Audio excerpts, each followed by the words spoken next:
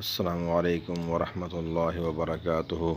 حضرات سامعین کرام اور ہمارے معزز مسلمان بھائیوں، آپ کی خدمت میں محرم کے مہینے کے روزے کی فضیلت کے بارے میں حضور صلی اللہ علیہ وسلم کے کچھ ارشادات آپ کی خدمت میں پیش کرتا ہوں۔ حضور صلی اللہ علیہ وسلم نے اس ماہ محرم کے روزے کی فضیلت کے بارے میں ارشاد فرمایا کہ رمضان کے روزے کے بعد سب سے بہترین روزے اللہ کے مہینے یعنی محرم کے روزے ہے۔ عن ابی ہریرہ رضی اللہ تعالی عنہ قال قال رسول اللہ صلی اللہ علیہ وسلم افضل الصیام بعد رمضان شہر اللہ المحرم۔ تو محترم سامعین کرام، اگرچہ دیگر مہینوں یعنی ذوالحجہ، شوال، ذی القعدہ وغیرہ وغیرہ، اس میں بھی روزوں کی فضیلت بھی اپنی جگہ پر ہے، لیکن محرم کے روزوں کو ایک خاص قسم کی فضیلت حاصل ہے۔ اسی وجہ سے رمضان کے روزے کے بعد سب سے زیادہ فضیلت والے روزے محرم کے روزے بتائے گئے ہیں۔ تو محترم بھائیو، اس حدیث میں محرم کے روزے صرف عاشوراء کا روزہ مراد نہیں، بلکہ محرم کے مہینے میں کسی بھی دن کا روزہ رکھے آپ کو فضیلت حاصل ہوگا۔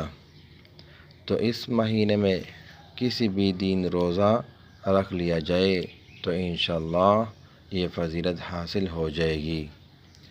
حضرت علی رضی اللہ تعالیٰ عنہ سے ایک شخص نے معلوم کیا کہ ماہ رمضان کے بعد اب کس مہینے میں مجھے روزہ رکھنے کا حکم دیتے ہو؟ تو حضرت علی رضی اللہ تعالیٰ عنہ نے جواب میں فرمایا کہ میں نے صرف ایک شخص کو اس کے بارے میں حضور صلی اللہ علیہ وسلم سے سوال کرتے دیکھا۔ اس وقت میں آپ صلی اللہ علیہ وسلم کے پاس حاضر تھا۔ اس شخص نے سوال کیا تھا کہ اے اللہ کے رسول، رمضان کے مہینے کے روزے کے بعد مجھے کس مہینے میں روزے رکھنے کا حکم دیتا ہے؟ تو آپ صلی اللہ علیہ وسلم نے ارشاد فرمایا، رمضان کے مہینے کے روزے کے بعد اگر تم نے روزہ رکھنا ہو تو ماہ محرم یعنی محرم کے مہینے کے روزے رکھو، کیونکہ یہ اللہ کا وہ مہینہ ہے جس کے ایک دن اللہ نے ایک قوم یعنی بنی اسرائیل کی توبہ قبول کی اور اسی دن دوسرے لوگوں کو بھی توبہ قبول فرمائی ہے۔ تو محترم بھائیوں، یہ نہایت فضیلت والا مہینہ ہے، یہ برکت والا مہینہ ہے۔